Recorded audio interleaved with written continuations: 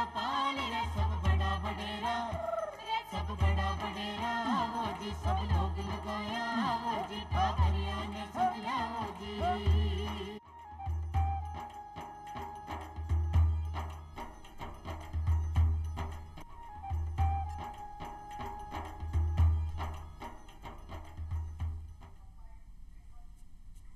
चौपाल का सगला दर्शका ने राम राम सा भाई ग्रामीण भाई बहनों में चौपाल के माध्यमों नई नई जानकारी आप सभी के लिए ले रहा जो सीधी सीधी आप सभी की जिंदगी में जुड़ेड़ी है।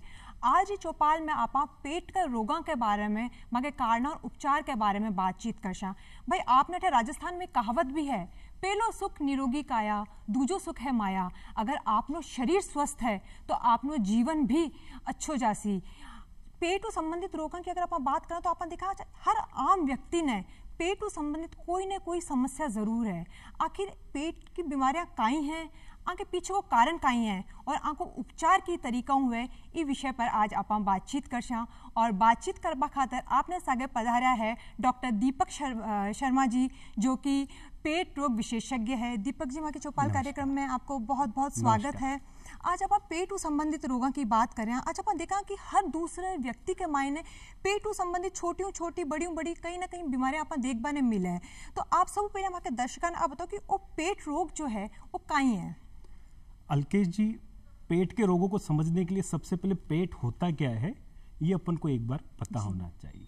तो अगर एक बार एनाटॉमी अगर थोड़ा सा पता चल जाएगी, संरचना पता चल जाएगी, तो पेट के रोगों को समझना, उनका लक्षण, उनका उपचार, उनसे बचने के तरीके, ये सब भी अपन आसानी से समझ सकते हैं। तो अगर अपन देखेंगे तो पेट जो स्टार्ट होता है, लोगों को लगता है पेट सिर्फ ये है। पेट यहाँ से स्टार्ट नहीं होता, शुरू नहीं होता। पेट शुरू होता है मुंह से। अपना मुंह स्टार्ट हुआ, शुरू हुआ, यहाँ से फिर एक नली जाती है जिसको अपन आहार नली बोलते हैं, ईसोफेगस अगर अंग्रेजी में बोलें तो। और वो ईसोफेगस या आहार नली खुलती है अपने पेट के अंदर, आमाशय जिसको बोलते हैं, स्टमक जिसको बोलते हैं। और वहाँ कुछ देर तक खाना स्टोर रहने के बाद फिर छोटी आंतों में खाना आता है, वहाँ पे खाना पचता है, शरीर के अंदर जाता है और उसके बाद वो मल के लिए और बाहर निकलने के लिए बड़ी आंत में आ जाता है। और बड़ी आंत में मल के रूप में वो संग्रहित रहता है और फिर नीचे आके गुदा मार्ग से बाहर निकल जाता है। ये तो आंतें हो गई। इसके अलावा पेट के अंदर भोजन पचाने की ग्रंथियां भी होती है, जिसमें सबसे बड़ी ग्रंथि लीवर है। जो लीवर अगर अपना दाहिना हाथ आप इस तरफ रखेंगे तो ये लीवर है, और अगर बाइना हाथ इस तरफ रखेंगे तो स्प्लीन है, जिसको अपन आम भाषा में तिल्ली भी बोलते हैं। और दोनों मुट्ठियां अगर अपन पेट के इस तरफ रख देंगे तो ये दोनों गुर्दे हैं। गुर्दे जो होते हैं, किडनी होती है, यूजली उदर रोग में नहीं आते हैं, होते पेट में ही है लेकिन वो उदर रोग में नहीं आते हैं। तो ये एक साधारण संरचना है। तो पेट का जो काम होता है वो है अपन को खाना खाना, खाने को सही जगह पहुंचाना, स्टोर करके रखना, संग्रहित करके रखना, धीरे धीरे उस खाने को पचाना, शरीर को पोषण देना, और जो अपशिष्ट पदार्थ बचेंगे उनको मल द्वारा और मल द्वार के द्वारा अपन बाहर निकाल देते हैं। तो इस पूरी जो प्रोसेस होगी, जो पूरी क्रियाविधि होगी, अगर उसमें कोई भी दिक्कत होती है तो पेट का रोग हो जाता है। डॉक्टर साहब, अब मतलब आप कह सका कि भाई जो पेट है अपने शरीर को जो एक अहम भाग है वो है खानों खाबाऊ लेर, खाना ने पचाबाऊ लेर, खानों मतलब मल के द्वारा निकलना, सारो जो काम है वो पेट के द्वारा ही है। इसलिए पेट स्वस्थ रहना बहुत ज़्यादा ज़रूरी है। इसके साथ में आप अगर बात करें, जी अभी गर्मी को मौसम शुरू हुआ है, तो अपन देखा गर्मी के मौसम में जो पेट की बीमारियां हैं कितनी प्रभावित करे, इसके बारे में आप बताओ। अलकेश जी, बहुत ही समय अनुकूल आपने सवाल पूछा है। गर्मी का मौसम शुरू हो गया है, और अगर देखा जाए तो अपना शरीर और अपना खान पान दोनों मौसम के अनुसार चलता है। तो मेडिकल साइंस में हम मानते हैं कि सर्दी का जो मौसम होता है वहाँ पर श्वास रोग, दिल की बीमारियाँ और मस्तिष्क की बीमारियाँ ये ज़्यादा कॉमन है। और गर्मी का मौसम माना जाए तो पेट के रोगों के लिए सबसे ज़्यादा इम्पोर्टेंट रखता है। और वर्षा ऋतु अगर अपन माने तो इसमें मक्खी और मच्छरों से होने वाली बीमारियां सबसे ज्यादा होती हैं। तो गर्मी का मौसम है ही पेट की बीमारियों के लिए। तो ये गर्मी का मौसम पेट की बीमारियां, अगर अपन एक सिंपल शब्द में बोले तो जी आम कौन सी यानी कि पेट की बीमारियां जो गर्मी के मौसम में बहुत ज्यादा हो जावे है?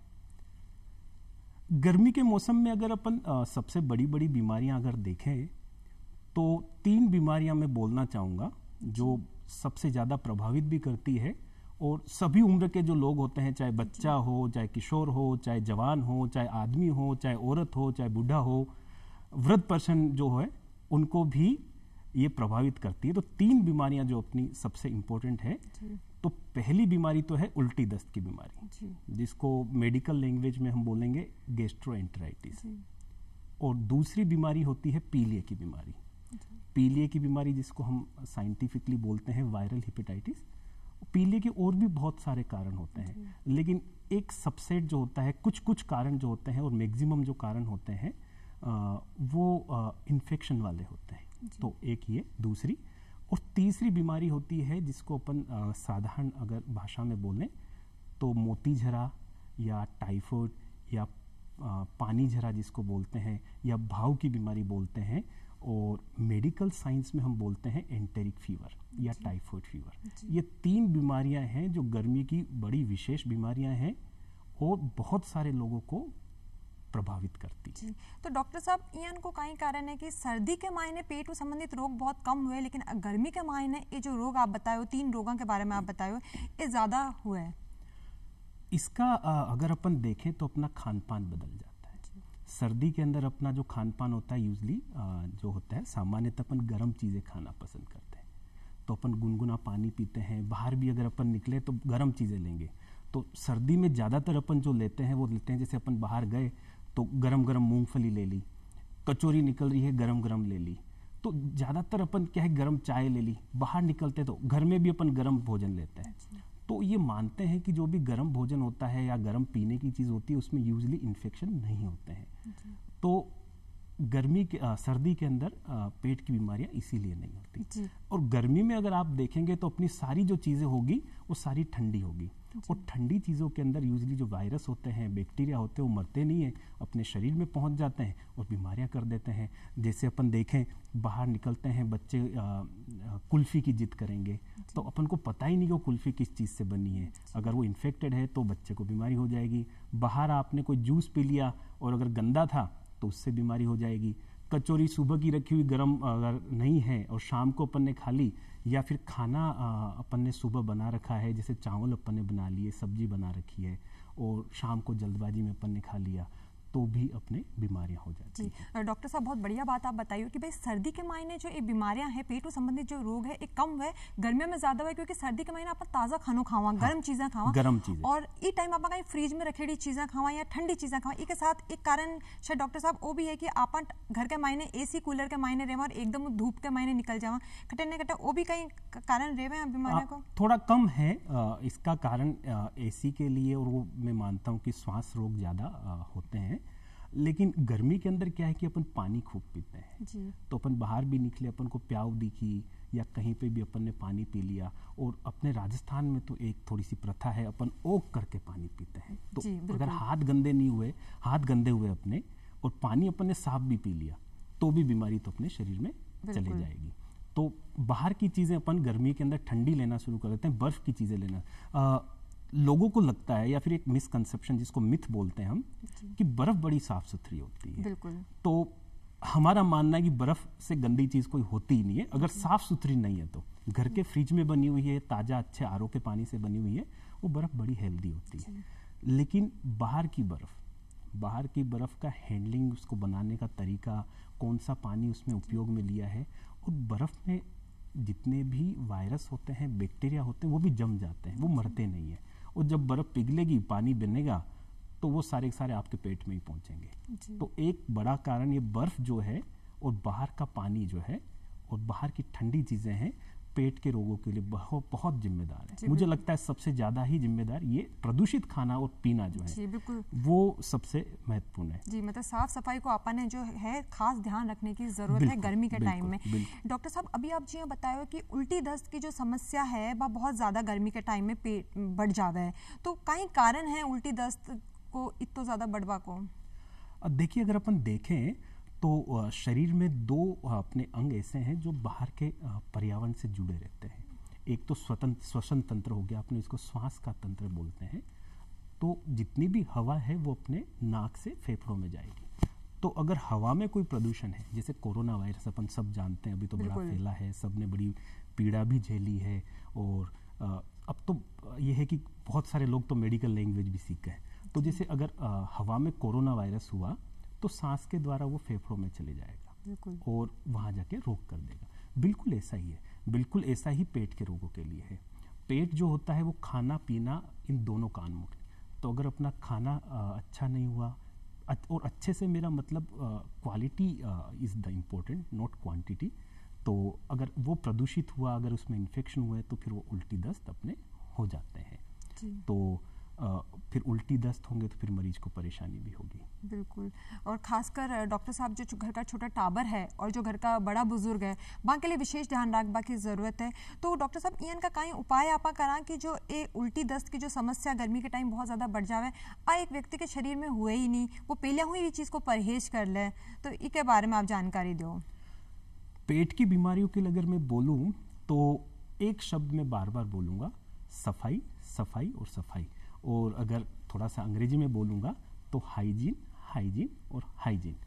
किसी भी अगर बच्चा है घर में, छोटा बच्चा है जैसे 3, 4, 6 महीने तक तो सिर्फ माँ का दूध पीता है, उसके बाद वो ऊपर की चीज़ें लेना शुरू करता है। 6 महीने के बाद वो जो समय है वो सबसे महत्वपूर्ण समय होता है। उस समय सबसे ज़्यादा बच्चों को बीमारी, क्योंकि इम्यूनिटी नहीं होती बच्चों में, अभी पैदा हुआ है उसको पता ही नहीं, तो नई नई बीमारियाँ आती है और नई नई उसको बीमारियां होने का खतरा रहता है।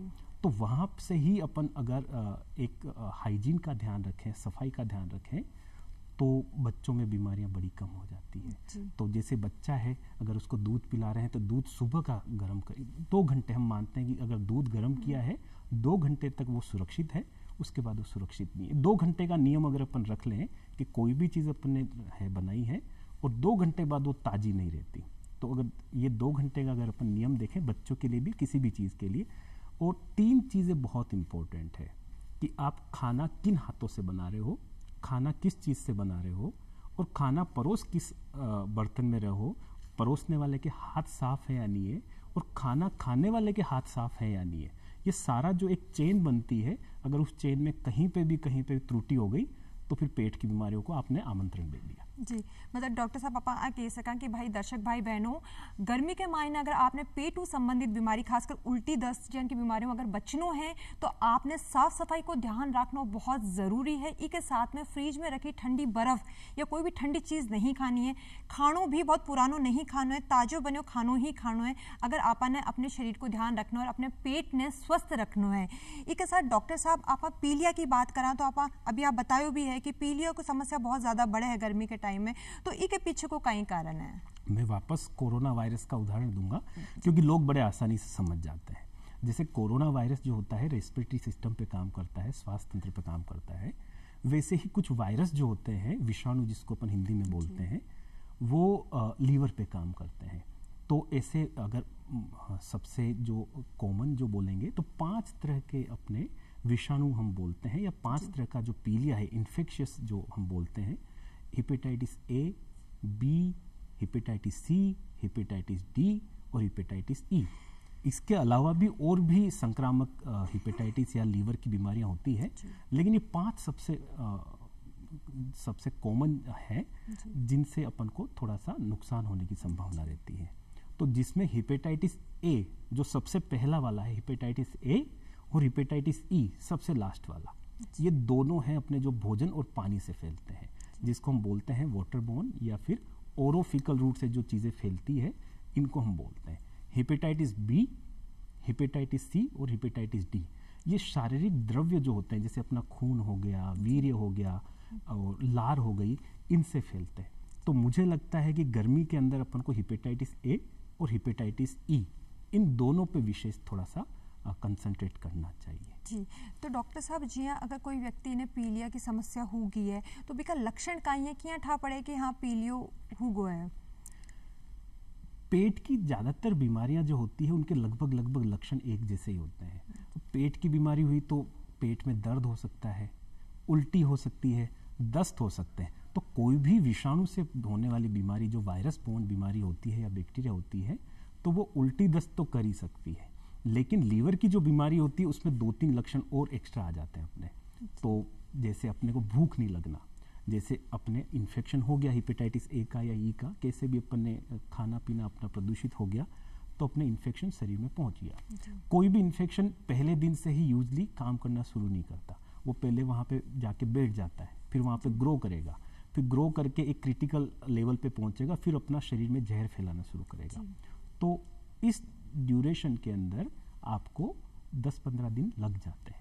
तो पीलिया पहले दिन नहीं होगा, आपने कोई प्रदूषित खाना खाया, पीलिया पहले दिन नहीं होगा, पीलिया होगा लगभग 2 सप्ताह के बाद जी। तो तब तक लेकिन आपको सिम्टम्स आने लग जाएंगे, लक्षण आने लग जाएंगे। तो लक्षण होंगे जैसे थकान होना, जी घबराना, मितली होना, उल्टी का मन करना, उल्टी हो जाना, पेट में मरोड़े उठना, थोड़े बहुत दस्त भी हो सकते हैं, और फिर जाके फिर वो पीलिया में कन्वर्ट हो जाता है। तो हमारे पास ज़्यादातर मरीज ऐसे आते हैं जिनको घर वाले बताते हैं कि यार तेरी तो आंखें पीली हो रखी है, फिर उसको लगता है कि यार मेरा तो पीलिया हो गया, फिर वो जांचें करवाते होते हैं, तो फिर उनको पीलिया का पता चलता है। तो पीलिया के लक्षण यही है। डॉक्टर साहब, हाँ, एक लक्षण जो मैं थोड़ा सा आपको टोकूंगा, जो सबसे इम्पोर्टेंट है, खुजली होना। पीलिया के अंदर खुजली भी होती है, और वो थोड़ा सा हम उसको सीरियस मानते हैं। अगर पीलिया में खुजली होने लग गई तो फिर हमारे लिए थोड़ा सा, एज ए गैस्ट्रोएंटरोलॉजिस्ट मैं उसको थोड़ा सा सीरियस मानूंगा। डॉक्टर साहब, अपन देखा कि कई बार ये जो लक्षण हैं लोगों ने ठा पड़ जाए, लेकिन फिर भी घरेलू उपाय, पेट के संबंधी रोगों के बारे में लोग घरेलू उपाय ज़्यादा कर रहे हैं, तो वो कितना हानिकारक हो सके अगर आप टाइम पर डॉक्टर का जांच नहीं करवाई और कोई इलाज नहीं लियो तो? अगर साधारण लक्षण है जैसे साधारण उल्टी दस्त हो गए तो इसका तो घरेलू उपाय चल जाएगा। लेकिन थोड़ा सा अगर लक्षण बढ़ गए तो हमारा एक तरीका होता है मेडिकल साइंस में कि हम लक्षणों को थोड़ा सा डिवाइड करते हैं। जैसे हो गया माइल्ड, मॉडरेट और सीवियर, कम लक्षण, थोड़े से ज़्यादा लक्षण और बहुत ही ज़्यादा सीरियस लक्षण। तो अगर कम लक्षण है, जैसे थोड़ा सा जी घबरा गया, पेट हल्का सा गुड़गुड़ाहट कर गई, थोड़े से दस्त लग गए, तो यहाँ तक तो अपन घरेलू उपाय, और घरेलू उपाय ज़्यादातर अपन जैसे लिक्विड दे दिया, थोड़ा सा कुछ बना के दे दिया, पानी ज़्यादा पी लिया, शिकंजी पी ली, तो इनसे काम चल जाता है। लेकिन जहाँ पे आपको लगे कि यार अब तो दिक्कत होने लग गई और अब काम नहीं आ रही, वो मरीज को पता चल जाता है। हमारी दिक्कत ये है कि हम वेट थोड़ा सा ज़्यादा करते हैं, इंतज़ार करते रहते हैं, शायद अब कुछ हो जाए, शायद अब कुछ हो जाए, तो वो इंतज़ार ना करें। तो जो सीरियस लक्षण होते हैं जैसे पसीना आ जाना, घबराहट आ जाना, बेहोशी छा जाना, पीलिया आ जाना, इसको भी हम, और दिन में 10-10, 15-15, 20-20 बार दस्त हो जाना, चलने में दिक्कत हो जाना, चलते ही चक्कर आ जाना, बुखार आ जाना, दस्त में या उल्टी में खून आ जाना, ये हम गैस्ट्रोलॉजी के अंदर सीरियस जो है गंभीर लक्षण, मतलब कि यानी कि अगर कोई भी लक्षण अपने हाँ, शरीर में आवे कि शरीर के मैंने खुजली 4 बार लाग जाए, पेट में बहुत ज्यादा दर्द उबा लाग जावे, या फिर आपके लेटरिन के मैंने खून आबा लाग जाए, उल्टी या दस्त हुए, तो अपन तुरंत बुखार आ जाए तो तुरंत डॉक्टर कन जाने की बहुत ज्यादा जरूरी है। इसके अलावा आप डॉक्टर साहब, आप तीसरी बीमारी की जिन बात की, जो आपने ग्रामीण क्षेत्र में भाव निकलनो भी केवे है, तो इसके बारे में आप बताओ कि आप बीमारी का होने के पीछे का कारण क्या है? ये बीमारी तो प्रॉपरली अगर अपन बोले तो ये तो अनहाइजीनिक कंडीशन की है, बहुत प्रसिद्ध बीमारी है।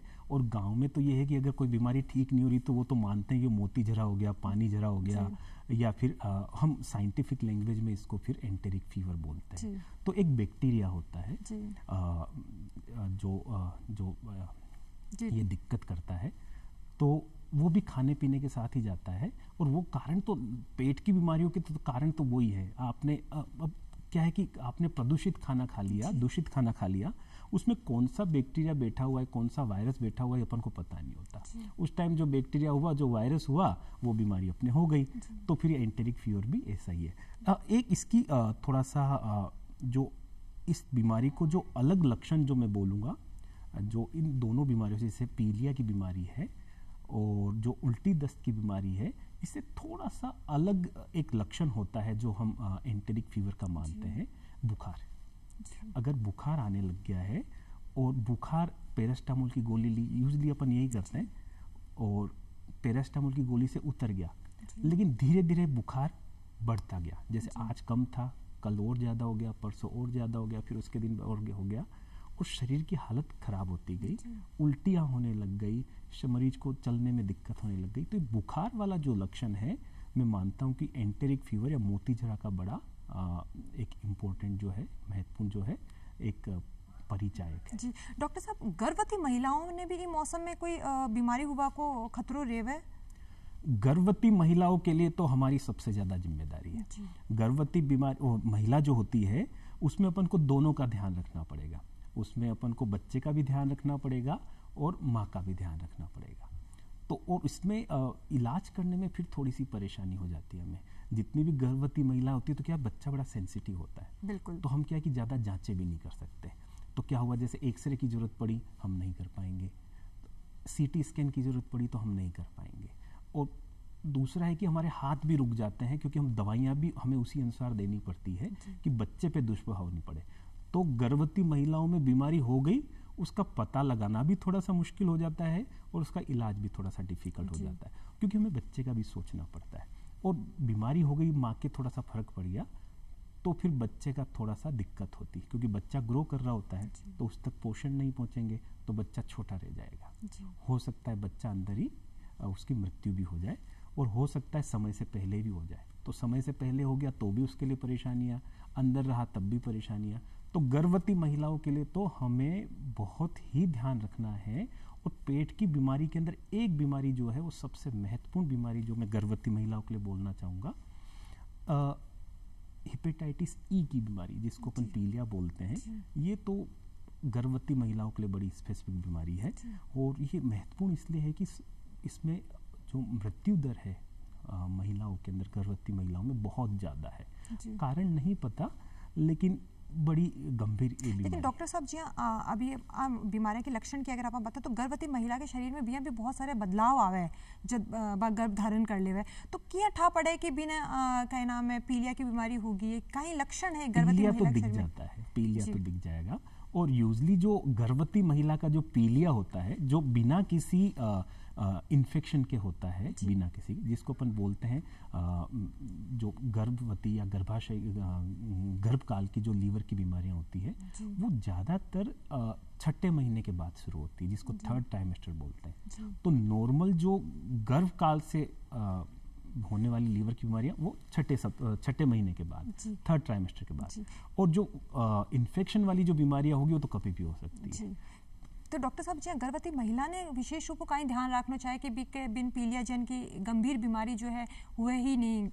घर में अगर सबसे ज्यादा किसी का ध्यान रख सकते हैं तो वो उसी का रखना पड़ेगा क्योंकि बच्चा कमजोर रह गया तो अगले 50, 60, 70 साल जब तक वो बच्चा रहेगा इस दुनिया में तब तक वो बच्चा परेशान रहेगा। सही बात है। तो पीछे मुड़ के देखेगा तो उसको लगेगा कि अगर ये कर लिया होता तो शायद मैं आज ऐसा नहीं होता। तो बच्चे का भविष्य अगर सुरक्षित रखना है तो आपको थोड़ा सा ध्यान तो रखना पड़ेगा। बिल्कुल, अपने आहार को, अपने खान-पान को, पोषण का तो ध्यान रखना ही है और साफ सुथरा तो रखना ही पड़ेगा। डॉक्टर साहब अभी आप जहाँ साफ सफाई की भी बात करियो, आप आहार की बात करियो कि आहार जो है बहुत महत्वपूर्ण है, तो आप मगर दर्शकों आप बताओ कि भाई पेट ने स्वस्थ रखने के लिए काई आहार होना चाहे और काई दिनचर्या होनी चाहे? मेडिकल साइंस काफ़ी चेंज हो रही है। गैस्ट्रोलॉजी के अंदर या फिर हम बोलें कि पेट के रोगों में हम धीरे धीरे थोड़ा सा पीछे जाते जा रहे हैं। जो बड़े बुजुर्ग बोल के गए थे उन्हीं चीज़ों को हम थोड़ा सा एविडेंस बेस्ड हमारे पास चीज़ें आ रही है और उसी को अब हम सजेस्ट करने की कोशिश करते हैं। तो पहला तो जो बड़े बुजुर्ग बोलते थे जो सबके बोलते हैं, खाना मौसम के अनुसार। गर्मी है, तरल पदार्थ तो ज़्यादा लेने हैं, पीने की चीज़ें लेनी है। इसके अलावा जो छोटी छोटी चीज़ें जो पेट के रोगों के लिए होती है, जो बड़े बुजुर्ग बड़े आराम से बोलते हैं और अपन भूल भी जाते हैं, अपन ध्यान ही नहीं देते। मैं ऐसा नहीं बोलता कि जो अपने पूर्वज बोल के गए या बड़े बुजुर्ग बोल के गए हर चीज़ सही है, लेकिन हर चीज़ गलत भी नहीं है। अगर आपके पास एविडेंस है, अगर उसके पूरे आपने शोध किया है, अनुसंधान किया है, वो चीज़ अगर बेनिफिशियल है तो वो करनी चाहिए। तो जैसे छोटी छोटी चीज़ें बोलते हैं, एक तो खाना चबा के अच्छी तरह चबा के खाओ, तो उससे क्या होगा कि आपके पेट को उतना ही ज़्यादा कम मेहनत करनी पड़ेगी पचाने में, तो आपको परेशानियाँ कम होगी। जल्दी जल्दी ना खाएं, जितना जल्दी खाएंगे उतना आपके शरीर पर जोर आएगा। ये बोलते हैं, बहुत साधारण चीज़ है।